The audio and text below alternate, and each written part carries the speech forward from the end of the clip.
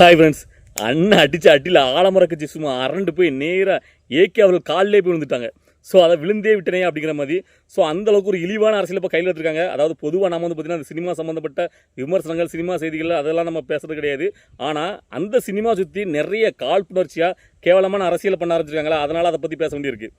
இன்றைக்கி நம்ம டாப்பிக்கில் போகிறதுக்கு முன்னாடி நிறைய பேர் நம்முடைய தோழர்கள் வந்து பார்த்திங்கன்னா, அண்ணா தளபதி விஜய் பார்த்து இந்த பெண்கள் இப்படி பேசுகிறாங்க, தவறாக பேசுகிறாங்க, இந்த அரசியல் கட்சியில் உள்ள இந்த பெண் இப்படி தவறாக பேசுகிறாங்க அப்படின்னு சொல்லி நிறைய நம்மளுக்கு கமெண்ட் போடுறீங்க.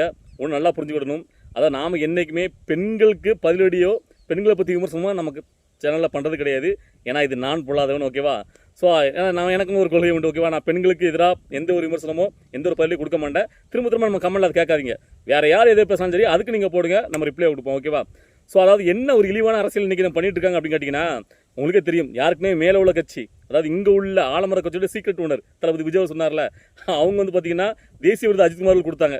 அது ஏன் கொடுத்தாங்க, எதனாலங்கிறது நம்மளுக்கு எல்லாத்தையும் தெரியும். இதை பற்றி நம்ம யாருமே பேசிட்டோம். அதாவது அவருக்கு எப்போ வேணால் கொடுத்துருக்கலாம், அதாவது கொடுத்து நம்ம தவறு சொல்லலை. ஆனால் கரெக்டாக இப்போ கொடுத்தாங்களா அதான் நம்ம விமர்சிக்கணும். ஏன்னா அவருக்கு வயசு இருக்குது அஜித்குமார் அவர்களுக்கு, ஓகேவா? ஸோ அதே மாதிரி இப்போ இங்கே உள்ள ஆலமர கட்சியோட மாவட்ட செயலாளர்கள் குறிப்பிட்ட இடத்துல நம்ம நியூஸே வருது, பார்க்குற நிறைய இடங்கள் என்ன பண்ணுறாங்க கேட்டிங்கன்னா, நாளைக்கு அஜித்குமார் அவருடைய குட் பேட் அக்லி திரைப்படம் வெளியாகுது. முதல்ல அந்த திரைப்படம் வெற்றி பெற என்னுடைய வாழ்த்துக்கள், ஓகேவா? ஸோ அந்த திரைப்படத்தினுடைய டிக்கெட்லாம் வாங்கி இலவசமாக நிறைய டிஸ்ட்ரிபியூட் பண்ணி நிறைய இடங்களை வர வச்சு அதுக்கு நிறைய சலுகைகள், நிறைய கரிசனத்தை காட்டுறாங்க மாவட்ட செயலாளர்களே. அதாவது அந்த அஜித்குமாருடைய ரசிகர்கள் தீவிரமாக இருக்கிறவங்க அவங்க அதை பண்ணிட்டா கூட பரவாயில்ல. ஆனால் ஒரு ஆலமர கட்சியோட மாவட்ட செயலாளர்கள், மாவட்ட அளவில் நிர்வாகிகளே அந்த அஜித்குமாரோட திரைப்படத்தை பெருமையாக காட்டணும், விமர்சையாக காட்டணும், அந்த படம் மிகப்பெரிய வெற்றி, நிறைய கூட்டம் வந்ததாக காட்டுறதுக்காக நிறைய விஷயங்களை இறங்கி பண்ணுறாங்க. அதை பார்க்கும்போது தான் எதுக்கு ஏன் ஸோ இந்த அளவுக்கு கேவலமாக எதுக்கு இப்போ என்ன சொல்ல நினைக்கிங்க? அதாவது அவங்களுக்கு ரெண்டே தாங்க. ஒன்று வந்து பார்த்தீங்கன்னா, இப்போ வந்து பார்த்தீங்கன்னா தளபதி விஜய் அரசியல் கட்சியை இயக்கமாக ஆரம்பிச்சு வந்து அவங்களுக்கு மிகப்பெரிய தொல்லையா பெரிய ஒரு எதிர்ப்பாக இருக்காரா, அதை தாங்கிக்க முடியாமல் அவருக்கு போட்டியாக இருக்கிறது அஜித்குமார் அவர்கள். ஸோ அதனால் இப்போ என்ன எடுத்துருக்காங்கன்னா, அதாவது திரைத்துறையை பொறுத்த வரைக்கும் அஜித்குமாரோட கம்பேர் பண்ணும்போது விஜய்லாம் ஒரு ஆளே கிடையாது. அஜித்குமார் தான் மிகப்பெரிய ஒரு ஹிட் கொடுக்கக்கூடிய ஒரு மிகப்பெரிய ரசிகர் பட்டாளத்தை வச்சுக்காரு அப்படிங்கிறத ஒன்று காட்டணும். அதுக்காக வந்து போடுறாங்க. அதாவது விஜய் அவர்கள் மேலே உள்ள காழ்ப்புணர்ச்சியால். இன்னொன்று கேட்டிங்கன்னா, அதாவது விஜய் அவர்களுக்கு பின்னாடி லட்சக்கணக்கான இளைஞர்கள் இருக்காங்கல்ல, அதனால இப்போ அஜித்குமார் இருக்காங்களா, ஸோ அதனால் அந்த இளைஞர்கள் நம்ம பக்கம் இழுக்கணும் அப்படி இருக்காண்டி முழுக்க இப்போ அஜித்குமார் அவர்கள் தூக்கி பிடிச்சி எல்லா இடத்துலையுமே இந்த நீங்கள் ரீசெண்டாக பார்த்துருப்பீங்க, எல்லா அரசியல்வாதிகளுமே அஜித்குமார் அப்படி பூடுறதை நீங்கள் பார்த்துருப்பீங்க. இது நான் அவ்வளோக்குள்ள அஜித்குமார் மேலே அவங்களுக்கு பாசமாக இல்லை கரிசனமாக அப்படி கேட்டிங்கன்னா ஒன்றும் கிடையாது, ஒரு மண்ணாங்கட்டி கிடையாது. இதே அஜித்குமார் இப்போ நாளைக்கே சும்மா ஒரு அறிவிப்பு வச்சுருங்களேன், நான் அரசுக்குள்ளே வாரேன் அப்படின்னு சொல்லிட்டு நீங்கள் பாருங்கள், அப்படியே மாற்றி திருப்பி போட்டு அஜித்குமார் எந்த அளவுக்கு கீழ்த்தரம் விமர்சிக்க முடியுமோ அந்தளவுக்கு விமர்சிப்பாங்க. ஸோ அதுதான் அவங்களுடைய எண்ணம். அதாவது அவங்கள தொந்தரவு பண்ணாத வரைக்கும் அவங்களாம் பார்த்தீங்கன்னா யாரும் எதுவும் பண்ண மாட்டாங்க, ரொம்ப நல்லவனு போடுவாங்க.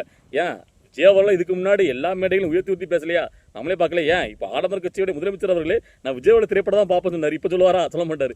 ஸோ அதுதான் உண்மை. அதாவது அதில் தான் நீங்கள் ஒன்று புரிஞ்சுக்கிடணும். அதாவது பார்த்தீங்கன்னா இப்போ இவ்வளோக்குள்ள விமர்சனம் நம்மளுக்கு வரும், இவ்வளோக்குள்ள நம்மளை நேசிக்கிறவங்களே நம்மளை எதிர்ப்பாங்க, அதாவது நேசிக்காமல் இல்லையோ நம்மளுக்கு ஆதரவாக இருக்கிறவங்க நம்மளை எதிர்ப்பாங்கன்னு தெரிஞ்சும் ஒருத்தர் அரசியல் கட்சி ஆரம்பிச்சுட்டு வராருன்னா அதுதான் மிகப்பெரிய விஷயம். அஜித்குமார் அவர்கள் நான் ஒரு சிறந்த குடிமகனாக மட்டும் இருந்து போகிறேன், எந்த காலத்துலையுமே நான் அரசுக்குள்ளே வரமாட்டேன் அப்படிங்கிறத அவர் தெளிவாக அறிவிச்சிட்டார்.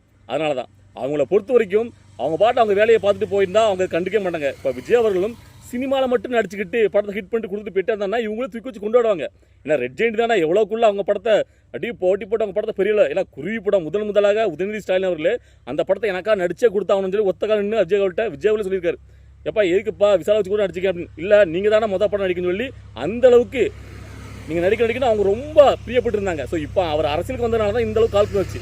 ஸோ அதே மாதிரி இது வந்து அஜித்குமார் ரசிகர்கள் நிறைய பேருக்கு நல்லாவே தெரியும். அதாவது இப்போ உள்ள 2K கிட்ஸ்க்கு வேணால் கொஞ்சம் தெரியாமல் இருக்கலாம். ஏன்னா இதே அஜித்குமார் அவர்கள் அரசியலுக்குள்ள வாரேன் அப்படின்னு சொல்லி நாளைக்கு ஒரு அறிவிப்பு விட்டால் போதும், அப்படியே இப்போ எந்தெந்த அரசியல் கட்சியில் உள்ள அரசியல்வாதிகளாம் அஜித்குமார் அவர்கள் தூக்கி பிடிச்சி கொண்டாடிட்டு அவங்க நாளைக்கு அதேயோட கேவலமாக அஜித்குமார் அவர்கள் விமர்சிப்பாங்க. இதுதான் இந்த நாட்டுடைய அரசியல்வாதிகளுடைய குணம்.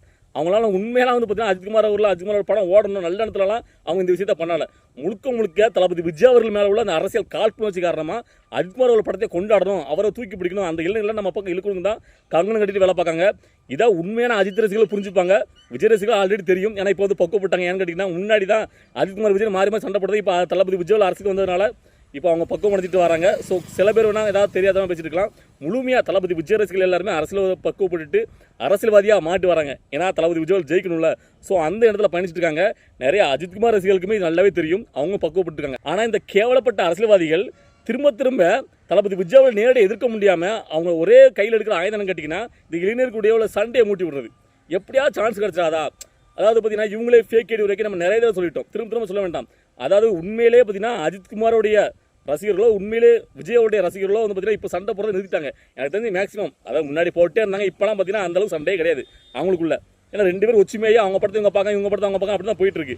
எங்கேயாவது 1-2 சம்பவம் நடக்கலாம், அது வந்து பார்த்தீங்கன்னா கொஞ்சம் மெச்சூரிட்டி இல்லாதவங்க அப்படி நடந்துக்கலாம். ஆனால் மேக்ஸிமம் எனக்கு தெரிஞ்சு இப்போ நடக்கலை. முன்னாடி நடந்துச்சு, முன்னாடி இல்லைன்னு சொல்லலை.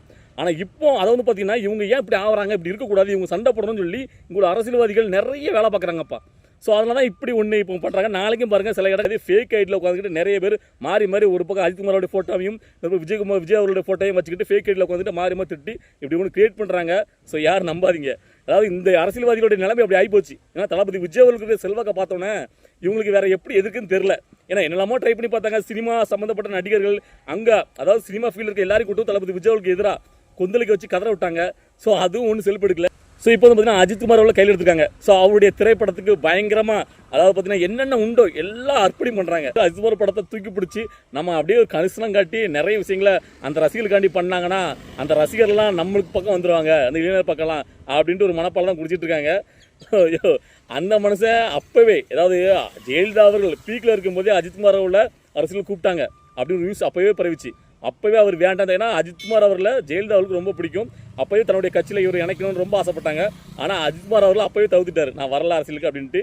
ஸோ அவருடைய பேசணும் அப்படின்னு போயிட்டார். அவர் வந்து பார்த்தீங்கன்னா ஒரு சராசரியாக ஒரு மனுஷனாக இருக்கணும், நான் வந்து நடிக்க என் படத்தை நீங்கள் பாருங்கள் அவ்வளோதான். ஸோ அப்படின்ட்டு உங்களுக்கு பிடிச்சா பாருங்கள், பிடிக்கலாம் போங்க உங்கள் லைஃப்பை பாருங்கள் அப்படின்ட்டு அவர் டீசெண்டாக ஒதுக்கிட்டார். ஆனால் விஜய் அவர்கள் நம்முடைய மண் என் மண்ணை நான் ஆளுன்னு சொல்லிட்டு வராரா, அதுதான் இங்கே எல்லாத்துக்கும் பிடிக்க மாட்டேங்குது. ஸோ இவனும் அதே மாதிரி போயிட வேண்டியதானே, எதுக்கு இங்கே வர நம்மளை சொல்லப்பட்டானே அப்படின்ட்டு அதை டென்ஷனில் என்ன பண்ண தெரியாமல் இப்போ நேராக அவருக்கு போட்டியாக இருக்குதா தானே அங்கே போயிட்டாங்க. ஆனால் ரசிகர்கள் அஜித் அவருடைய ரசிகர்கள் இப்போ மெச்சூரிட்டியா, நாங்கள் திரைத்துறையில் தான் விஜய் அவர்களை எதிர்ப்போம், ஆனால் அரசியலை நாங்கள் அவங்க தான் சப்போர்ட் பண்ணணும்னு மாறிட்டு இருக்காங்க. ஸோ அதுதான் இவங்களுடைய கண்ணை உறுத்துது. என்னடா இது எப்படியாவது இவங்க 2 பேரும் சண்டையை மூட்டி விட்டு நாம ஒரு பக்கம் இழுக்கலாம் பார்த்தா இவங்க 2 பேரும் இப்படி ஒன்று சேர்ந்துட்டாங்களே அப்படின்னு சொல்லிட்டு அந்த ஒரு இதில் தான் கால் பண்ணிச்சுலாம் இப்போ உட்காந்துட்டு மூளை கசக்கி இப்போ இறங்கி போய் வேறு வழியே இல்லாமல் ஒரு கட்சியோட மாவட்ட செயலர், அதுவும் 75 வருட ஆலமர கட்சி, அவங்களே பார்த்தீங்கன்னா அஜித்குமாரோடைய திரைப்படத்தை அப்படி டிக்கெட்லாம் வாங்கி இலவசமாக கொடுத்து நிறைய கரிசனமாக சலுகைகள்லாம் பண்ணி கொடுக்காங்க. ஸோ இதை பார்த்த உடனே தான் அதை பற்றி நான் பேசணும்னு நினச்சேன். ஸோ அது மட்டும் இல்லைங்க, இந்த மீடியாக்களும் எந்த மாதிரி இருக்காங்க அப்படிங்கிறத நீங்கள் பார்க்கணும். தளபதி விஜய் அவர்களுக்கு மேலே எவ்வளோக்குள்ள வன்மத்தில் இருக்காங்கன்னு. அதாவது திருநெல்வேலியில் அஜித்குமார் அவர்களுக்கு நேற்று பார்த்தீங்கன்னா ஒரு கட் அவுட் மிக பிரம்மாண்டமாக ரெடி பண்ணுறாங்க அவருடைய ரசிகர்கள். இவ்வளோக்குள்ள கட் அவுட் வைக்கிறது தவறு, ஏன் இப்படி பண்ணிட்டு இருக்காங்க இன்னுமேங்கிறது தெரியல. சரி அவங்க ஆசைக்கு வச்சுருக்காங்க வச்சுக்கலாம், அது சரிஞ்சிட்டு பாதிரியை விழுந்துட்டு நல்ல வேலையாக அங்கே யாரும் பக்கத்தில் இல்லாதனால எந்த ஒரு உயிர் சேதம் ஏற்படல, மிகப்பெரிய ஒரு கட் அவுட். ஆனால் இதே அந்த இடத்துல விஜய் அவருடைய ஒரு திரைப்படத்துக்கு இப்படி வந்து முதல்ல கட் அவுட்டை வைக்க விட மாட்டாங்க இப்போ, ஏன்னா அவர் அரசியல் வந்துட்டாரா, அதனால் கட் அவுட்டுக்கு அனுமதி கிடையாது. சப்போஸ் அப்படி இருந்தால் கூட இந்த நேரத்துக்கு பெரிய இதாக்கி அதை ஒரு இஷ்யூ ஆக்கி இப்படி ஒரு பொறுப்பு இல்லாதவா இருக்கா அப்படின்னு போட்டு எல்லா மீடியாக்களும் பயங்கரமாக அதை வறுத்து எடுத்துருப்பாங்க. ஆனால் அஜித்குமார் அவரோட அந்த கட் அவுட்டுன்னு அவர் ரசிக்கணும்னா அப்படியே அமைதியாயிட்டாங்க. ஸோ அதாவது என்னென்னா நான் அதை திட்டணும், அதை விமர்சனம் பண்ணணும் சொல்ல வரல. யார் பண்ணாலும் அது விஜய் ரசிகர்கள் பண்ண தப்பு பண்ணாலும் சரி, அஜித் தப்பு தான், ஓகேவா. ஆனால் மீடியாக்களும் எப்படி இருக்காங்க பாருங்களேன், இந்த அரசியல்வாதிகளுக்கு சொல்லிக்கிடுங்க, அவங்க என்ன சொல்கிறாங்க அதை கேட்டுக்கிட்டு. அதாவது எல்லா மீடியாக்களும் அப்படி கிடையாது, எல்லா அரசியல்வாதிகளும் அப்படி கிடையாது. இப்போ இருக்கிற அரசியல்வாதிகள், இப்போ இருக்க சில மீடியாக்கள் இவ்வளோக்குள்ள கீழ்த்திறமை இறங்கி தளபதி விஜய்களுக்கு எதிரான ஒரு அரசியல் முன்னெடுக்கும் போது தளபதியோட தோழர்கள் தளபதி 2020 ஜெயிக்கணும்னு நினைக்கிறவங்க ரொம்ப கேர்ஃபுல்லாக இருங்க, மெச்சூரிட்டியாக இருங்க. நாளைக்கு அதாவது 1-2 அங்கே வந்து பார்த்தீங்கன்னா அஜித்குமாரோடைய ரசிகர்களாக இருக்கக்கூட வாய்ப்பு கிடையாது. ஸோ அப்படியே 1-2 ஏதாவது மெச்சூரிட்டி இல்லாமல் ஏதாவது பண்ணால் கூட நீங்கள் வந்து அதை கண்டுக்காமல் கடந்து போங்க. நீங்கள் அரசியல் வந்துட்டீங்க, உங்களுக்காண்டி ஒரு அரசியல் கட்சி ஆரம்பிச்சிருக்காரு. இன்னும் சிறுபலத்தனமாக சினிமா சண்டை போட்டுருக்காங்க. ஸோ அதான் திரும்ப சொல்கிறேன், இந்த சினிமா சண்டையை தவிர்த்து முழுவதும் அரசியல்வாதியாக நீங்கள் மாறிட்டு இருக்கீங்க, அப்படியே மேலே போயினீங்க. ஸோ எதுக்கு இன்றைக்கி இவ்வளோக்குள்ள முக்கியத்துவம் கொடுத்து இந்த விஷயத்தை பற்றி நான் பேசுகிறேன்னு கேட்டிங்கன்னா, இந்த டாபிக் எடுத்து அதாவது தளபதி விஜய் அவர்கள் நடிகருங்கிறத தாண்டி ஒரு அரசு கட்சியோட தலைவராக மாறிட்டார். அவருடைய கட்சியில் சில பொறுப்புகளை முக்கியமான பொறுப்புகளை கொடுத்துருக்காரு. ஸோ அந்த பொறுப்புகளை வாங்கிட்டு இன்னுமே சில பேர் வந்து பார்த்தீங்கன்னா இந்த சோஷியல் மீடியாக்களை இந்த சினிமா சம்மந்தப்பட்டதுக்கு முக்கியத்துவம் கொடுத்துக்கிட்டு அதை பற்றி டாப்பிக்கில் வந்து பார்த்தீங்கன்னா அதை ட்வீட் போட்டுக்கிட்டு அதை பற்றி பார்த்தீங்கன்னா அதை ஷேர் பண்ணிக்கிட்டு கமெண்ட் போட்டு இதெல்லாம் கிடக்கும்போது சில பேர் அதை நான் யார் சொல்கிறேன்னு அவங்களுக்கு தெரியும். ஸோ அப்படி இருக்கிறத நான் பார்த்தேன். அப்போ பார்க்கும்போது இப்போ உன்னை எவ்வளோக்குள்ள முக்கியத்துவம் கொடுத்து உனக்கு ஒரு பொறுப்பு கொடுத்து உன்னை அந்த ரீதியாக பயணிச்சுட்டு இருக்கும்போது நீ ஏன் இன்னுமே பார்த்தீங்கன்னா நான் ஒரு ரசிகருங்கிற மனப்பான்மையிலே போயிட்டுருக்கேன், உனக்கு இன்னுமே மெச்சூரிட்டி வரலையா அப்படிங்கிற மாதிரி எனக்கு கேட்கணும்னு நினச்சி அதை இந்த காணொலி மூலமாக கேட்குறேன். அதுக்கப்புறமா அதாவது நீங்கள் வந்து அரசியல் ரீதியாக பக்குவப்பட்டு இருக்கீங்க. அதனால் தளபதி விஜயோடைய தோழர்கள், அவரை நேசிக்கிறவங்க, அவங்க 2020 ஜெயிக்க நினைக்கக்கூடிய அவங்களாம் கொஞ்சம் மெச்சூரிட்டியாக ஹேண்டில் பண்ணுங்கள். அதாவது நான் இந்த சிறு ஏன்னா இதை வச்சு நிறைய அரசியல் பண்ணுறதுக்கு வெயிட் பண்ணிட்டு இருக்காங்க. அதாவது இங்கே வந்து அஜித் ரசிகர்களுக்கு விஜய் சண்டை, விஜய் ரசிகர்கள் அவங்களும் பார்த்தீங்கன்னா இப்படி நடந்துச்சு, அங்கே அப்படி நடந்துச்சுன்னு. ஸோ அந்த மாதிரி எதுவும் வேண்டாம். ஸோ நீங்கள் அரசியல்வாதியாகிட்டு இருக்கீங்க, உங்களை அரசியல்வாதியாக பக்குவப்படுத்திட்டு இருக்கார் தளபதி விஜய் அவர்கள். ஸோ அதனால் மெச்சூரிட்டியாக இருங்க, மெச்சூரிட்டியாக ஹேண்டில் பண்ணுங்கள், அரசியல் ரீதியாக ஃபைட் பண்ணுங்கள், அரசியல் செய்ய ஆரம்பிங்க, அரசியலை நிறைய கற்றுக்கோங்க, படிப்படியாக வளர்ந்து வாங்க. ஸோ வச்சு நம்மதே இன்றைக்கி நான் பேசினேன் இந்த விஷயங்கள் ஏதாவது மாற்று கருத்து இருக்குது இல்லை இது இப்படி எதாக இருந்தாலும் உங்களுடைய கருத்தில் கமெண்ட்டில் பதிவு பண்ணுங்கள். பாய்.